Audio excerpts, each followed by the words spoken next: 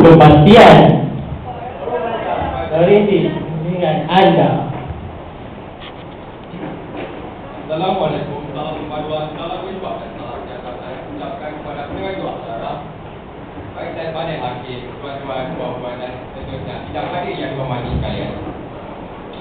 Bertemu dalam arena forum remaja dengan Pucuk Sedang yang diadakan di SMK Putrajaya B bagi tahun 2013. Selaku penghormati majlis pada hari yang cukup berbahagia ini, saya Muhammad Naim bin Rahmat akan bersama-sama menemani tidak hadir bagi mengendalikan sesi perbincangan kita pada hari ini. Baiklah, topik yang bakal kita kupas adalah teknologi nuklear. Sebelum kupas tajuk ini lebih mendalam, terlebih dahulu, mari kita sama-sama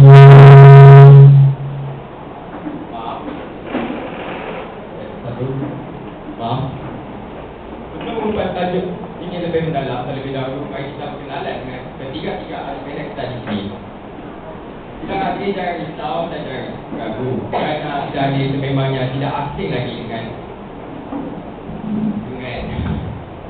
ahli panel kita di sini. Baiklah, di sebelah kanan saya ahli panel pertama, manis senyumannya dan bijak berkata-kata, saudari Siti Aisyah binti Muhammad Fajar. Apa khabar saudari? Baiklah, di sebelah kanan saya, di sebelah kiri saya pula ialah ahli panel kedua. Ayu kepada kedua nampak malu tetapi mesra orangnya, saudari Nur Syairah binti Muhammad Fajar. Apa khabar saudari? Sihat, alhamdulillah. Kalau di ujung sana, ahli panel ketiga kita nampak dekat lagi bergaya. Saudara Muhammad Syamil bin Muhtar, saudara sihat? Baik, seperti hadir ya. Saudara Muji pun keluar kacanya. Terima kasih saudara. Saudara memegang jawatan sebagai pengawas sekolah SMK juga. Syamil tak boleh guna mikrofon, habis dia. Baiklah, tidak hadir yang dihormati sekalian. Apabila kita berbicara apa-apa saja yang mengenai dengan teknologi nuklear, sudah pasti kita hadir kita tanya apa itu teknologi nuklear dan apa peranan sebenarnya. Baiklah, saya yakin ahli-ahli panel kita di sini dapat memenuhi soalan tersebut. Soalan pertama yang saya ingin mengemukakan kepada semua ahli panel ialah, apakah sebenarnya konsep teknologi nuklear? Saya mulakan dengan ahli panel pertama, saudari Aisyah, silakan. Terima kasih saudara Putri yang saya hormati rakan-rakan panel dan seterusnya sidang hadir sekalian. Assalamualaikum warahmatullahi wabarakatuh dan selamat sejahtera. Baiklah, hadirin sekalian. Webster, teknologi nuklear ini disifatkan sebagai teknologi yang melibatkan reaksi daripada inti ataupun nukleus sebuah atom dan dapat ditemukan dalam penelitian sains yang terdiri daripada aplikasi bersifat sederhana seperti detektor asap sehingga aplikasi yang lebih rumit seperti reaktor nuklear. Baiklah, setakat itu sahaja yang sebagai permulaan. Kembali kepada saudara. Terima kasih saudari. Baiklah, sekarang kita balik pada ahli panel kedua. Saudari ya, apa yang saudari boleh jelaskan tentang konsep teknologi nuklear ini? Silakan saudari. Terima kasih saudara pengurusi yang dihormati rakan-rakan panel serta sidang hadir sekalian. Baiklah, menurut Ensiklopedia Nasional Polis, teknologi nuklear merupakan sebuah reaksi kawalan perubahan dalam pembelahan nuklear yang melibatkan mengeluarkan haba dalam minyak dan disejukkan oleh gas karbon dioksida. Jumlah haba yang dihasilkan melalui tindak balas ini boleh digunakan untuk menjana turbin steam dan memanaskan air, yang kemudiannya boleh digunakan untuk menjana tenaga elektrik. Setakat itu saja daripada saya. Baiklah, pandangan daripada ahli panel ketiga kita, saudara Syamil, silakan. Terima kasih saudara penghormati. Apa khabar rakan-rakan panel serta hadir yang saya hormati sekalian. Baiklah, istilah nuklear merujuk kepada inti atau nukleus atom yang berlaku dalam nukleus atom. Saya ingin memfokuskan ya, terdapat dua jenis tindak balas yang berlaku dalam nukleus atom yang boleh digunakan untuk menjana tenaga, iaitu tindak balas pembelahan nuklear serta tindak balas pelakuan nuklear. Tenaga nuklear ini juga ya boleh dibebaskan menerusi tindak balas nuklear dan tenaga ini juga boleh digunakan untuk penjanaan tenaga sekunder seperti tenaga listrik. Saya setakat itu sahaja daripada saya. Kembali kepada saudara pengurusi. Terima kasih saya ucapkan kepada ahli panel kita kerana berkongsi idea pada hari ini. Berdasarkan penjelasan ahli panel kita sebentar tadi mengenai konsep teknologi nuklear, Saya yakin dan percaya teknologi nuklear ini merupakan satu sistem atau proses yang digunakan dengan bahan kimia atau tenaga kimia yang datang daripada tenaga atom ataupun nuklear. Baiklah tuan-tuan dan puan-puan, bercakap mengenai teknologi nuklear, apakah kebaikan yang boleh kita peroleh daripada teknologi nuklear ini? Kita dengarkan dahulu pendapat daripada ahli panel kedua. Silakan saudari. Terima kasih saudara pengurusi. Hadirin sekalian, baiklah, pada pendapat saya, teknologi nuklear amat penting dalam bidang perubatan. Hari ini saya katakan demikian kerana kebanyakan alatan perubatan yang digunakan pada hari ini menggunakan sumber teknologi nuklear. Seperti yang tuan-tuan dan puan-puan boleh lihat pada era pendekatan ini, kebanyakan hospital di seluruh dunia menggunakan kaedah teknologi nuklear ini.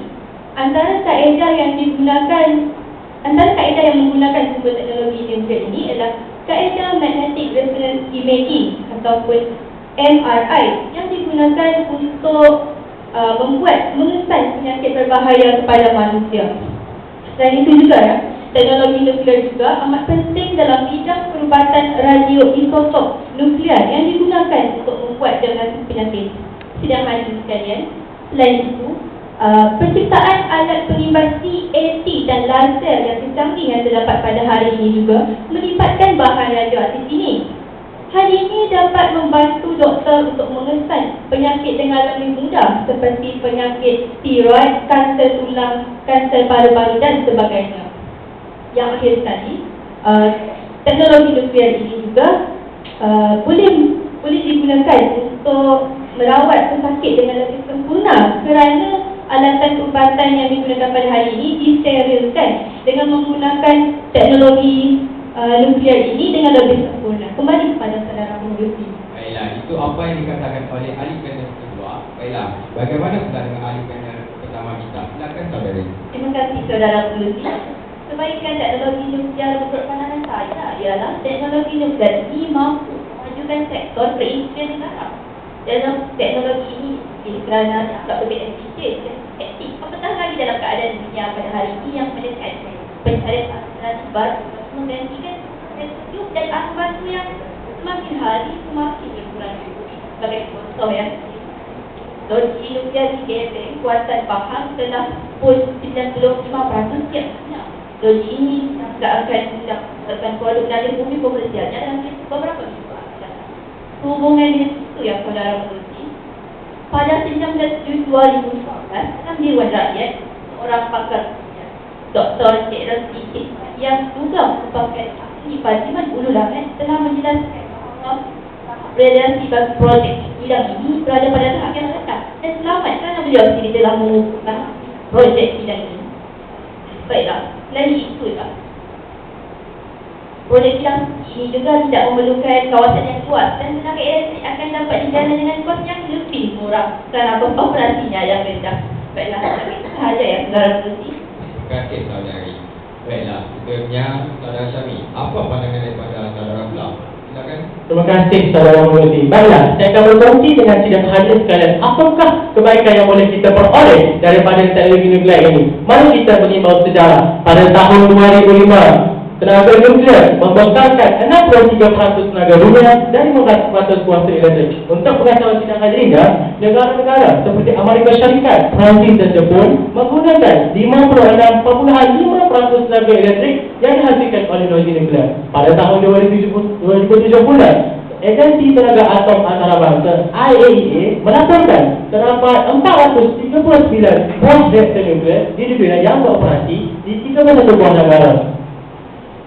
Bukan itu sahaja, Amerika Syarikat menghasilkan tenaga nuklear dengan membekalkan 19% tenaga elektrik, sementara Perancis mencatatkan peratusan tertinggi tenaga elektrik daripada reaktor nuklear iaitu sebanyak 80% pada tahun 2000. Sungguh mengagumkan dan saudara pengurusi.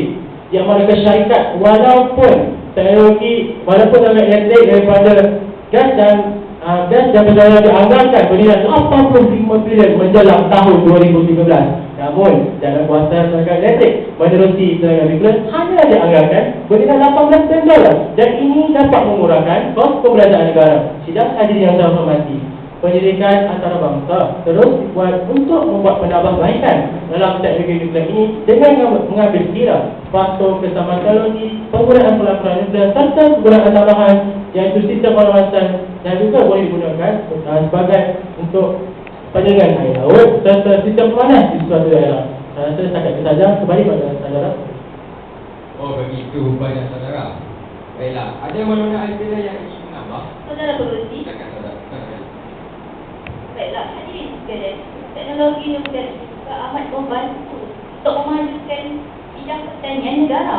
Belakangan ini penggunaan kaedah nuklear dalam sektor pertanian negara kita makin banyak dibangunkan sebagai pendawan tumbuh lepas hujan.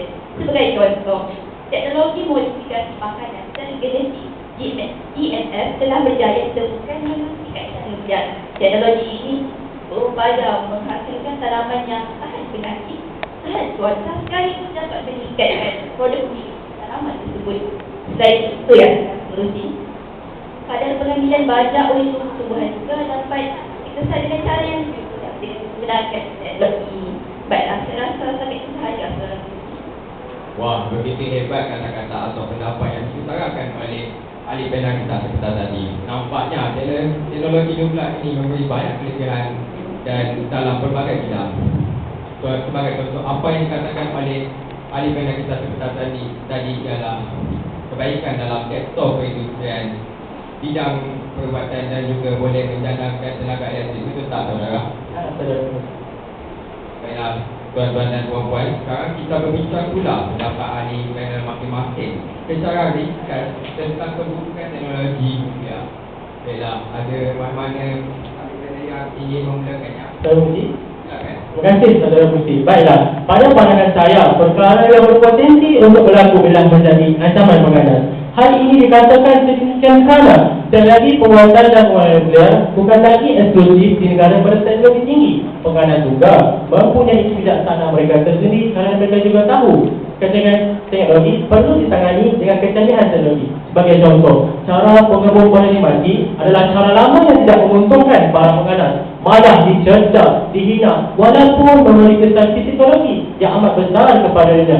Jika sebelum ini mereka berani mengebom diri sendiri, apatah lagi jika mereka membunuh ribuan manusia tanpa perlu membunuh diri sendiri melalui teknologi nuklear. Sidang hadirin yang saya hormati, apabila semua negara dibenarkan memiliki teknologi nuklear, maka tahap keselamatan kawalan bahan pembangunan nuklear, khususnya uranium dan plutonium, adalah rendah dan berpotensi untuk jatuh ke tangan pengganas. Tegasnya, kesan penggunaan teknologi nuklear ini akan menjadi ancaman pengganas yang sangat besar kerana boleh menyebabkan kematian ribuan nyawa, ekonomi mundur serta menyebabkan kehidupan masyarakat tidak lagi stabil dan tidak harmoni sekaligus menggugat keselamatan sejagat. Sekian sahaja daripada saya. Baiklah, mari kita dengar pula daripada pendapat daripada ahli panel pertama. Silakan saudari. Terima kasih saudara Pengerusi. Dan hadirin yang dihormati sekalian, keburukan teknologi nuklear yang ingin saya ketenangkan pada hari ini adalah berdasarkan isu terkini yang sedang sangat menjadi buah orang ramai. Bukan yang dimaksudkan itu ialah teknologi nuklear mengancam keharmonian politik antara bangsa akibat perlumbaan senjata nuklear. Sebagai contoh, baru-baru ini Korea telah memberi amaran kepada Amerika Syarikat dan Selatan mengenai serangan nuklear yang akan dilancarkan oleh mereka. Hadirinnya, hal ini disebabkan ujian nuklear ketiga yang dilakukan oleh Korea Utara pada Februari lalu. Tindakan Korea Utara itu juga merupakan tanda protes terhadap latihan kesetaraan yang sedang dilakukan, melibatkan tentera Amerika Syarikat dan Korea Selatan. Selain itu, ya saudara Pengerusi, kuasa utama nuklear dunia iaitu Amerika Syarikat menghalang pembangunan dan ujian nuklear yang dilakukan oleh negara India dan Pakistan dengan alasan bahawa kedua-dua negara itu miskin, sedangkan negara China dan Perancis bebas menjalankan ujian nuklear sesuka hati mereka tanpa mendapat tantangan daripada mana-mana pada dunia. Keadaan ini jelas menunjukkan tidak keseimbangan kerana seolah-olah negara China dan Perancis berhak menjadi kuasa nuklear. Kata pepatah, tiba di perut disuntikkan, tiba di mata dibisikkan, tiba di dada dimusungkan. Oleh itu, senario seperti ini jelas ya dapat menyumbang kepada ketidakstabilan persefahaman politik antara bangsa. Baiklah, setakat itu sahaja ya saudara Pengerusi. Bagaimana pula dengan ahli panel kedua kita, saudari ya? Apa yang saudari boleh jelaskan tentang kebukan teknologi nuklear ini? Silakan saudari. Terima kasih saudara pengurusi. Pada pandangan saya, antara keburukan teknologi nuklear ialah senjata nuklear ini boleh menyebabkan mutasi kepada manusia dan begitu banyak mengubah ideologi manusia dalam jangka masa panjang. Hal ini saya katakan demikian kerana pancaran radioaktif yang terhasil daripada kesan pelancaran radioaktif ini amat berbahaya kepada manusia dan berpotensi mengancam kehidupan manusia. Pada contoh, kejadian ledakan dan kebocoran salah satu dari 4 reaktor loji nuklear di bandar Chernobyl di Ukraine kira 20 tahun yang lalu telah mengakibatkan 32 orang terbunuh akibat kesan langsung daripada kesan radiasi ini, manakala 8,000 yang lain mengalami kesan pencemaran radiasi ini. Hal ini dapat kita dapat melihat melalui kejadian ini kesan daripada teknologi nuklear bukan sahaja mempengaruhi sistem dan ekologi, malah kepada alam kita dan sistem badan. Izinkan saya berbicara. Silakan. Terima kasih saudara pengurusi. Saya amat bersetuju dengan apa yang telah diperkatakan oleh saudara Syahirah sebentar tadi yang menyatakan teknologi keburukan nuklear ini akan menyebabkan mutasi terhadap manusia serta menyebabkan kehidupan terancam. Fenomena ini juga bukan sahaja berlaku di Chernobyl Ukraine, malah juga berlaku pada rakyat Jepun semasa pengeboman di Hiroshima dan Nagasaki pada tahun 1945. Pengeboman yang telah dilaksanakan oleh tentera bersekutu di sini menyebabkan semua kehidupan dan infrastruktur di kedua bandar tersebut menjadi musnah dan dirata ibarat padang darat padang terbakar. Sidang hadirin yang saya hormati, menurut pakar radiasi, Laura Moran menyatakan kesan serangan bukan sahaja dialami oleh masyarakat di rantau itu, bahkan menjejaskan di negara-negara sejauh Asia Timur dan Asia Tenggara dan mengancam rantau itu pelbagai penyakit yang tidak dapat dilihat oleh mata kata. Sungguh dahsyat datangnya pengurusi. Oleh itu, melalui pengamatan saya terhadap sejarah, saya merasa sungguh hal melihat rakyat Jepun yang hidup menderita ketika itu, tetapi apakah daya, nanti sudah menjadi bubur. Kembali kepada saudara Syahirah. Terima kasih saudara Syafiq. Bukan sahaja ya tuan-tuan dan puan-puan, selepas Jepun digegarkan dengan kejadian tsunami dan gempa bumi pada tahun 2011 yang merabut ribuan nyawa, 2 buah loji nuklear telah dilaporkan mengalami kebocoran dan hal ini mendatangkan kebimbangan kepada penduduk dunia kerana bimbang kejadian yang bencana alam kedua akan berlaku selepas peristiwa di Chernobyl ini. Akibat daripada peristiwa ini, 22 orang telah dilaporkan mengalami terdedah kepada pencemaran radiasi itu, manakala 190 orang lagi kemungkinan terdedah kepada kebocoran tersebut. Kembali kepada saudara pun. Sidang pendengar yang dihormati sekalian, nampaknya kita berada di penghujung rancangan. Jam saya ada beberapa minit lagi. Tanpa membuang masa lagi, mari kita dengarkan pula kata-kata terakhir daripada ahli panel sebagai rumuskan tentang teknologi nuklear dalam masa 1 minit. Terima kasih saudara pengurusi. Terima kasih saudara pengurusi. Intihanya dapatlah saya simpulkan pada hari ini bahawa teknologi nuklear ini amat besar manfaatnya jika kita mempraktikkan penggunaannya keadilan yang tepat. Sekiranya pembangunan teknologi nuklear ini dilaksanakan untuk tujuan kebaikan, sudah pasti matlamat pelaksanaannya akan dapat dicapai melalui usaha-usaha yang baik dan benar-benar. Sebab kata pepatah Melayu, asal ditunggal ajarlah benih. Oleh itu, masyarakat antarabangsa, khususnya pemimpin-pemimpin dunia perlu duduk bersama bagi mengekang segala masalah yang disebabkan oleh penggunaan teknologi ini. Baiklah, saya rasa setakat itu sahaja saudara pengurusi. Saudara Syahirah. Kesimpulannya, apa yang boleh saya rumuskan daripada topik perbincangan kita pada hari inilah teknologi nuklear ini boleh dijadikan sebagai senjata dan dalam masa yang sama, teknologi nuklear juga boleh diaplikasikan sebagai teknologi lestari teknik kemaslahatan sejagat. Persoalannya adalah bagaimana teknologi nuklear ini mengikut ciri-ciri teknologi lestari ataupun sebaliknya. Oleh itu, ada alhamdulillah. Saudari. Saudara pengurusi, oleh itu bolehlah saya simpulkan bahawa kemahiran dan kepakaran dalam bidang teknologi nuklear ini haruslah digunakan untuk membuat kebaikan kepada manusia sejagat dan bukannya digunakan untuk membuat kerosakan sebagai pepatah seperti kurang budi seraba-raba, tidak ilmu suluh padam. Pesanan daripada saya agar kita mengkaji suatu perkara itu dengan lebih teliti sebelum kita mengaplikasikannya. kasih sahaja daripada saya. Terima kasih saya ucapkan kepada ahli pandang kita pada hari ini kerana sudi hadir dan sudi menyuarakan pendapat masing-masing. Semoga apa yang kita dapat pada hari ini dapat ditimbangkan dan dimanfaatkan bersama. Nampaknya masa amat mencuri kita. Pengayuh sudah di tangan, perahu sudah di air. Fikir-fikirkan dan jangan sesekali berhenti berfikir. Ilmu pengetahuan tentang teknologi ini harus dikuasai oleh generasi buat pada masa kini. Oleh itu, terimalah serangkap pantun daripada saya. Tuailah padi antara masa. Esok janganlah layu-layuan. Intailah kami antara nampak. Esok janganlah rindu-rinduan.